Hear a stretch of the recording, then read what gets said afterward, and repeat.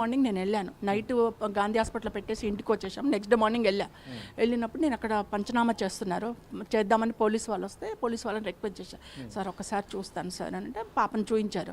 అప్పుడు నేను పాపని కొద్దిగా ఏడుస్తూ తలని ఇలా అంటూ వంగి చూస్తే బాగా అప్పటికే నా టోటల్ ఐస్లో ఉంటుంది కదా, డెడ్ బాడీ బాగా గట్టిగా అయిపోయింది. ఇలా తీసి చూసా, ఇక్కడ ఒక లెఫ్ట్ హ్యాండ్ తోండి, ఇక్కడ ఒక 4 ఘాట్లు ఉన్నాయి, ఇక్కడ ఒక ఘాట్ ఉంది. అయితే ఈ డౌట్స్ నేను అక్కడ చూసుకొని డాక్టర్స్ని వెళ్ళి అడిగితే వాళ్ళు ఏమన్నారంటే, మేము ట్రీట్మెంట్లో భాగంగా ఘాట్లు పెట్టామని.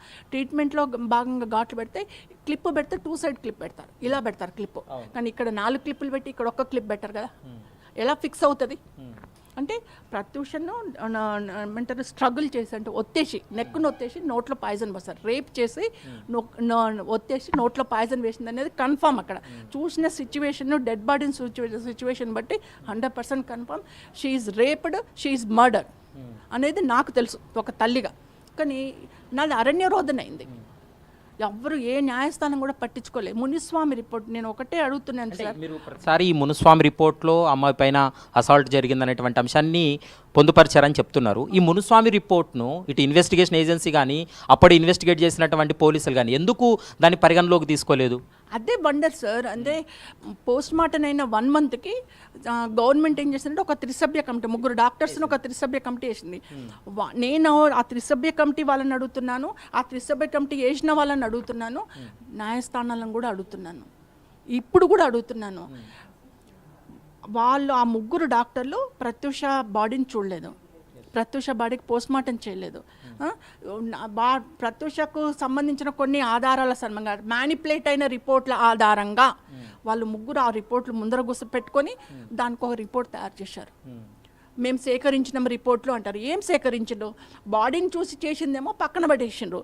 మీరు సేకరించిన ఆధారాలు ఏముంటాయి? బాడీని చూసినే లేనప్పుడు మీరు సేకరించిన ఆధారాలు దేనికండి? ఏం ఆధారాలు సేకరించిండ్రు? ఆ రిపోర్టును మొత్తం అన్ని అప్ టు సెషన్ కోర్టు నుంచి అప్ టు సుప్రీం కోర్టు దాన్ని వేసిండు.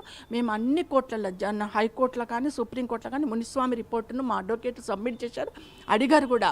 నేను ఇప్పుడు కూడా నేను ఒక common lady, I'm not legal expert, I'm not advocate, but ఒక తల్లిగా ఒక బాధితురాలుగా అడుగుతున్నాను. ఎక్కడైనా సార్ ఆత్మహత్య చేసుకున్న మర్డర్ అయినా ఒకటి ఛార్జ్షీట్ వేయాలంటే కోర్టులో, ఎఫ్ఐఆర్ బుక్ చేయాలంటే, ఎఫ్ఐఆర్ బుక్ చేసిన తర్వాత కోర్టులో ఛార్జ్షీట్ వేయాలంటే దేని ఆధారంగా వేస్తారు సార్? పోస్ట్ మార్టం రిపోర్ట్ ఆధారంగా. మరి ప్రత్యూష కేసులో పోస్ట్ మార్టం రిపోర్ట్ ఎందుకు కౌంట్ చేయలేదు? నేనే అడుగుతున్నాను సార్, ఎందుకు కౌంట్ చేయలేదు? ఇప్పుడు కూడా అడుగుతున్నాను. పోలీస్ ఇన్వెస్టిగేషన్లో పరిగణలోకి తీసుకోలేదంటే ఓకే, మీరు హైకోర్టు సుప్రీంకోర్టులో కూడా మెన్షన్ చేశారు, మరి ఆ 2 కోర్టులు కూడా ఎందుకు పరిగణలోకి తీసుకోలేదు? సార్ ఇప్పుడు నేను ఎవరిని అడగాలి? మా అడ్వకేట్లు వాదిచ్చారు, సబ్మిట్ చేశారు. సిడిఎఫ్డి డైరెక్టర్ కూడా ఒక వీడియోలో చెప్పారు, ప్రత్యూష విషయాల్లో చాలామంది ఇన్వాల్వ్ అయి ఉన్నాయి అని చెప్పేసి ఆయన కూడా చెప్పాడు. ఆ వీడియోని కూడా మేము సబ్మిట్ చేసినాం, అన్నీ నాకు దొరికిన సాక్ష్యాలన్నీ సబ్మిట్ చేసినాం, బట్ నాట్ కౌంటెడ్.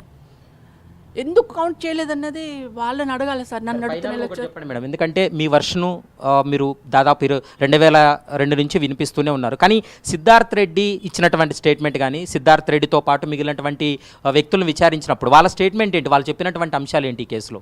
వాళ్ళు ఏమంటున్నారు సార్, వాళ్ళు ఇద్దరు ప్రేమించుకున్నారు, వాళ్ళ ఇంట్లో ఒప్పుకోవట్లేదు కాబట్టి ఇద్దరు అమర ప్రేమికులు అయిపోయారు. అమర ప్రేమికులు అయిపోయి ప్రత్యూష ఎక్కువ పాయిజన్ తీసుకుంది, సిద్ధార్థ్ రెడ్డి తక్కువ పాయిజన్ తీసుకున్నాడు, అందుకని ప్రత్యూష చనిపోయింది. దిస్ ఈజ్ వాళ్ళు క్రియేట్ చేసిన స్టోరీ, నేను క్రియేట్ చేసిన స్టోరీ. వాళ్ళు I am not accepted anything అక్కడి నుంచి. బట్ నేను చెప్పేది ఒకటే, నా బిడ్డ చచ్చిపోయింది, నా బిడ్డను మర్డర్ చేసిండ్రు, నా బిడ్డను అత్యాచారం చేసిండ్రు. బట్ ఈరోజు అత్యున్నత న్యాయస్థానం తీర్పిచ్చింది సార్. ఫైనల్గా మీకు చెప్తున్నాను, అత్యున్నత న్యాయస్థానం తీర్పిచ్చింది, ఆ తీర్పు నేను గౌరవిస్తున్నా. బట్ ఇంకా నెక్స్ట్ ఏం చేస్తామన్నది మా అడ్వకేట్ గారు ఏమన్నంటే, జడ్జిమెంట్ కాపీ తీసుకుందాం, ఇంకా కాపీ వస్తుంది, వచ్చిన తర్వాత వాట్ నెక్స్ట్ అనేది మనం డిస్కస్ చేసుకుందాం. ఏమన్నా రివ్యూ పిటిషన్ వేయడం కానీ సుప్రీంకోర్టులో దానిపైన మరోసారి తీర్పును పరిశీలించాలనేటువంటి అంశంపైన ఏమన్నా మీరు వెళ్ళేటువంటి అవకాశం ఉంటుందా? అంటే మా జడ్జి గారు ఏమన్నా, మా అడ్వకేట్ గారు ఏమంటే, నేను వస్తాను హైదరాబాద్కి, అంత ఢిల్లీ సార్, హైదరాబాద్కి వస్తానమ్మా, మనం we can sit and discuss all, judgement copy వచ్చిన తర్వాత మాట్లాడదాము అన్నారు సార్. ఇంకా నేను ఫర్దర్ మా అడ్వకేట్ సలహాలను తీసుకున్న తర్వాతనే నేను ఒక డిసిషన్కి రాగలుగుతా. కానీ ఫైనల్గా నేను ఈరోజు చెప్పేది ఏంటంటే, నాకు ఇక్కడ ఈ న్యాయస్థానాలలో, మనుషులున్న న్యాయస్థానాలలో ఎక్కడ న్యాయం జరగలేదు.